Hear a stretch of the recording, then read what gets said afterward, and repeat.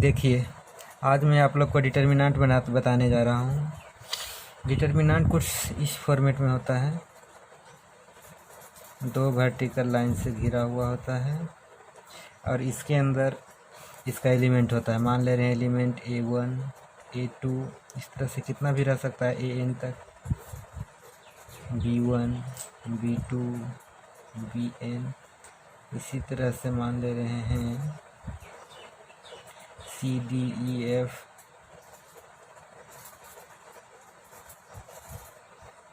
One से FN तक। दो वर्टिकल लाइन के अंदर में होता है बहुत सारा एलिमेंट। इस तरह से जो एलिमेंट होता है इसको बोलते हैं रो। और ये जो होता है इसको बोलते हैं कॉलम। नंबर ऑफ रो गिनना रहेगा इसमें तो देख लेंगे 1, 2, 3 जितना भी रहेगा। नंबर ऑफ कॉलम गिनना रहेगा तो देख लेंगे जितना भी रहेगा। डिटर्मिनेंट में और इसके बाद कुछ खास पढ़ना नहीं है, सिंपली इसको सोल्व करने के लिए पढ़ना है कि इसको सोल्व करते कैसे हैं। और डिटर्मिनेंट में एक चीज़ और, हमेशा नंबर ऑफ रो और नंबर ऑफ कॉलम इक्वल ही होता है। Row equal to number of column. चलिए, तो सबसे पहले हम 2x2 टाइप्स का मैट्रिक्स सोल्व करने के लिए बता दे रहे हैं आप लोग को। 2x2 का मतलब क्या, नंबर ऑफ रो भी 2 होगा और कॉलम भी 2 होगा। तो A, B, C और D 4 एलिमेंट ले लिया। इसमें कितना रो है, 1, 2। कॉलम भी कितना है, 1, 2। अब इसको सोल्व करना है, ये मैट्रिक्स।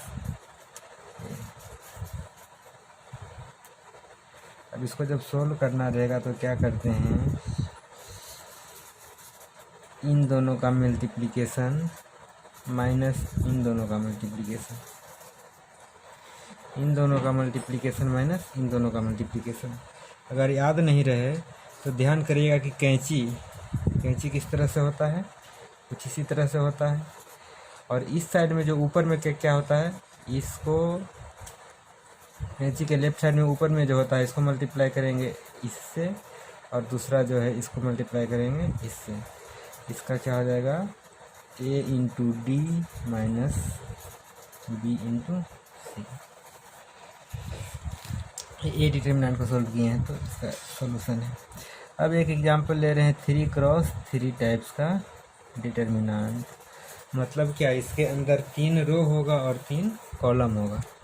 3 रो ले रहे हैं A, B, C, D, E, F, G, H, I। आप लोग बहुत अच्छी तरह से समझ रहे होंगे कि इसके अंदर कितना रो है, 1, 2 और 3। कितना कॉलम है, 1, 2 और 3। अब इसको सोल्व करने के लिए देखिए क्या करते हैं। फर्स्ट रो का एक एलिमेंट को बाहर रखते हैं। फर्स्ट रो का फर्स्ट एलिमेंट कौन सा है, A। इसको बाहर रखा है। जब इसको बाहर रखते हैं, फर्स्ट रो के फर्स्ट एलिमेंट को बाहर रखे हैं, तो क्या करना पड़ेगा, फर्स्ट रो और फर्स्ट कॉलम को नेग्लेक्ट करना पड़ेगा। फर्स्ट रो के फर्स्ट एलिमेंट को बाहर लिए हैं तो फर्स्ट रो और फर्स्ट कॉलम को नेग्लेक्ट करना पड़ेगा। मतलब कि जिस भी एलिमेंट को बाहर में ले रहे हैं तो वो जिस कॉलम और जिस रो में आता है, उसको नेग्लेक्ट करना है। उसको नेग्लेक्ट करने के बाद जो भी एलिमेंट बच रहा है उसको लिख लेना है। यहाँ पे देखिए, A को जब बाहर रखे हैं तो ये फर्स्ट रो में आ रहा है, इसको हटा देंगे, और फर्स्ट कॉलम में आ रहा है, इसको हटा देंगे। तो बस कितना रहा, E, F और H, I। ऐसे भी उंगली हटाने के बाद इसको हम डॉट से दिखा देंगे कट किया हुआ। कट करने के बाद बस क्या रहा है, E, F, H और I। इसके बाद दूसरा फर्स्ट रो का ही दूसरा एलिमेंट लेंगे और साइन लेंगे माइनस, क्योंकि साइन प्लस और माइनस अल्टरनेट चलता है। अब दूसरा एलिमेंट ले लिया तो ये देखिए किस रो में आ रहा है और किस कॉलम में आ रहा है। तो फर्स्ट रो में आ रहा है और सेकेंड कॉलम के में आ रहा है। बी के बारे में पूछा जाए किस रो में है, तो फर्स्ट रो में है। किस कॉलम में है, फर्स्ट कॉलम में नहीं है, सेकेंड कॉलम में है। तो इसको नेग्लेक्ट करेंगे और इसको नेग्लेक्ट करेंगे, इसको छोड़ेंगे और इसको छोड़ेंगे। तो बचेगा क्या, DFGI। बी का भी काम कंप्लीट हो गया। इसके बाद हम क्या लेंगे, सी को, सॉरी माइनस प्लस लिया था, माइनस लिया था, इस बार प्लस लेंगे। सी को देखिए किस रो में है, तो फर्स्ट रो में है, किस कॉलम में है, तो थर्ड कॉलम में है। मीन्स फर्स्ट रो को और थर्ड कॉलम को ढकना पड़ेगा। ढकने के बाद क्या बच रहा है, डी ई जी एच, डी ई जी एच। इसको लिख लिए, तो 2x2 को जिस तरह से सोल्व किए थे उसी तरह से इसको सोल्व कर दीजिए, इसको सोल्व कर दीजिए, इसको सोल्व कर दीजिए। आइए नेक्स्ट पेज में देखिएगा, यहाँ पे ए बाहर में था, इसके बाद क्या था यहाँ पे दिखाइएगा। 2x2 को कैसे सोल्व करते थे, ई मल्टीप्लीकेशन इसका इससे करते थे, माइनस इसका इससे करते थे। तो ई इंटू आई माइनस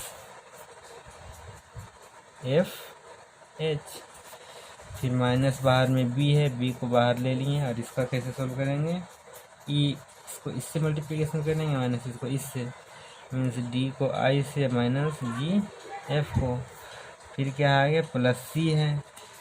इसको सोल्व करने के लिए डी इंटू एच माइनस जी इंटू ई, डी एच माइनस जी ई।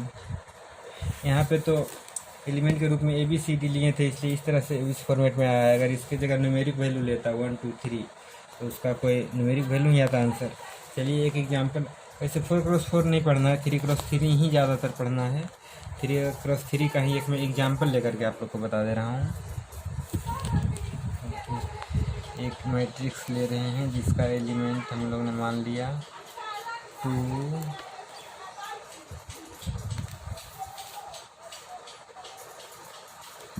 3 4 5 2 1 6 7 3। एक मैट्रिक्स ले लिया जिसमें 9 एलिमेंट है, मीन्स 3 रो और 3 कॉलम।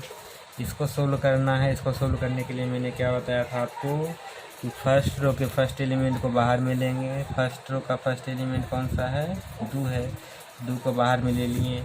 जब 2 को बाहर में ले लिए तो ये किस रो और किस कॉलम में आता है, तो फर्स्ट रो और फर्स्ट कॉलम में आ रहा है।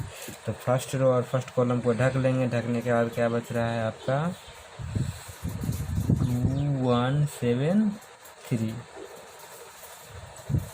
2 को बाहर लिया तो 2 जिस रो और जिस कॉलम में आ रहा है उसको ढक लेंगे। ढकने के बाद जो भी बचेगा उसको इस तरह से लिख लेंगे।